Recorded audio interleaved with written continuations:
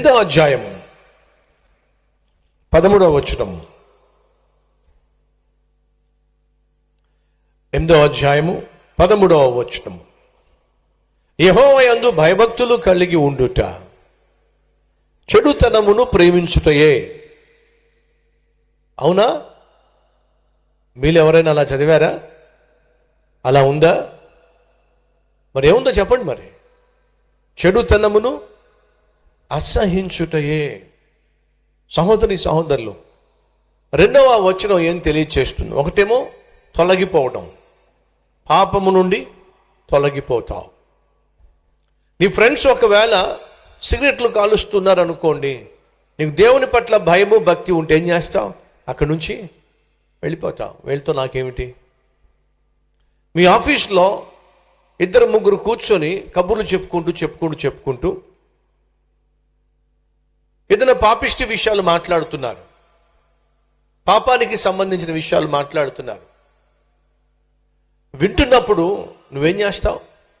ఇది నాకు సంబంధించిన టాపిక్ కాదు అని అక్కడి నుంచి వెళ్ళిపోతావు. ఈజీగా డబ్బులు ఎలా సంపాదించవచ్చు అని చెప్పి వాళ్ళు మాట్లాడుకుంటున్నారు ఆఫీస్లో. ఇలా చేస్తే మనం లక్షలు సంపాదించవచ్చు, ఇలా చేస్తే మనం ఈజీగా డబ్బులు సంపాదించవచ్చు. ఎంతకాలం ఉద్యోగం చేస్తాం? ఎంతకాలం ఈ 30, 40, 50, 60, 70, 80 వేల రూపాయలు సులభంగా లక్షలు సంపాదించే మార్గాలు ఉన్నాయి. కాబట్టి రే నువ్వు పని చేయాలి అని వాళ్ళు డిస్కస్ చేస్తున్నాను అనుకో, నువ్వేం చేస్తావు? అక్కడి నుంచి తొలగిపోతావు. అమ్మాయిల గురించి మాట్లాడుతున్నారు, పాపిష్టి డేటింగ్ గురించి మాట్లాడుతున్నారు, పాపిష్టి వెబ్ సిరీస్ల గురించి మాట్లాడుతున్నారు, పాపిష్టి బూత్ సినిమాల గురించి మాట్లాడుతున్నారు. అటువంటి సమయంలో ఒకవేళ నువ్వు అక్కడ ఉన్నట్లయితే ఏం చేస్తావు? ఇది నా టాపిక్, నాకు సంబంధించింది కాదు. ముసలమ్మ ముచ్చట్లు పెట్టుకున్నారు, వాళ్ళు ఈ విధంగా ఇల్లు కొన్నారంట, వాళ్ళు ఈ విధంగా బంగారం, నీకు తెలుసా వాళ్ళ ఇంట్లో ఎంత బంగారం ఉందో అని చెప్పి బంగారం గురించి మాట్లాడుతున్నప్పుడు, బట్టల గురించి మాట్లాడుతున్నప్పుడు, వాళ్ళు కలిగి ఉన్న ఆస్తిపాస్తుల గురించి మాట్లాడుతున్నప్పుడు, వీళ్ళకంటే వాళ్ళు చాలా గొప్ప, వాళ్ళకంటే వీళ్ళు చాలా గొప్ప, మనం ఉన్నావు ఎందుకు అని చెప్పి ఇలా అర్థం లేనటువంటి మాటలు మాట్లాడేటటువంటి ముసలమ్మ ముచ్చట్లు పెట్టుకుంటున్నప్పుడు నువ్వేం చేయాలి? ఇది నాకు సంబంధించిన టాపిక్ కాదు, దీనివల్ల నా కుటుంబం కట్టబడదు, లేనిపోని గొంతెమ్మ కోరికలు తప్పించి, ప్రశాంతంగా ఉన్న కుటుంబంలో అశాంతిని తెచ్చుకోవడం తప్పించి, వీళ్ళు మాట్లాడుతున్న ముచ్చట్లలో ఆత్మీయత లేదు, పైపెచ్చు సంతృప్తి అసలే లేదు.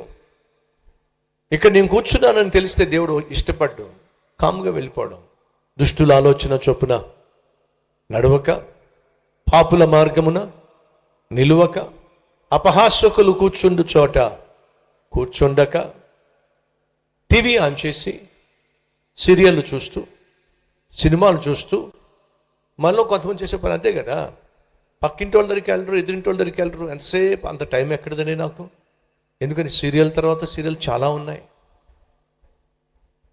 ఏముంది బైబిల్లో?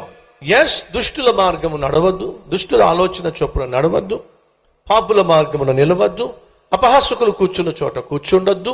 మరి ఆ తర్వాత ఏమైంది? దివారాత్రము. ఏమిటట?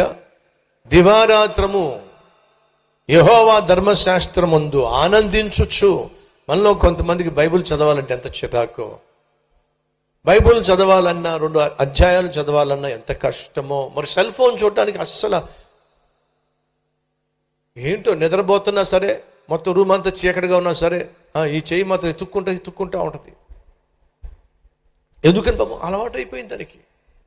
దీనికి దొరకకపోతే ఇది మొదలు పెడుతుంది. అవునా? సెల్ ఫోన్ కోసం మనం వెతికినంతగా బైబిల్ వెతుకుతున్నామంటారా? ఆ బైబిల్ ఎక్కడుంది?